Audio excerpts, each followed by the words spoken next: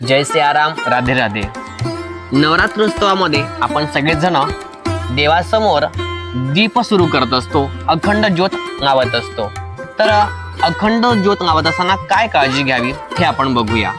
तर ज्या घरामध्ये अखंड दीप आपण सुरू करतो ते घर मात्र 9 दिवसपर्यंत बंद करायचं नसतं. तसंच ज्या ठिकाणी दिवा सुरू करतो आहोत त्या ठिकाणी दिव्याला आसन अवश्य द्यावं. एक डिश किंवा तांदळाचं अष्टदंग अवश्य काढावं. दिवा सुरू करण्यासाठी शक्यतो गाईचं तूप किंवा तिळीचं तेल हेच वापरावं, तेही उत्कृष्ट दर्जाचं. जे दुय्यम दर्जाचं तेल असतं ते मात्र वापरू नये.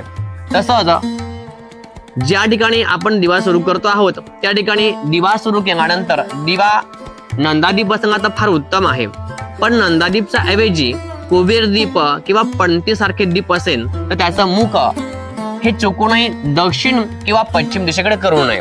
दिव्याचं मुख हे उत्तर किंवा पूर्वेकडे अवश्य असावं.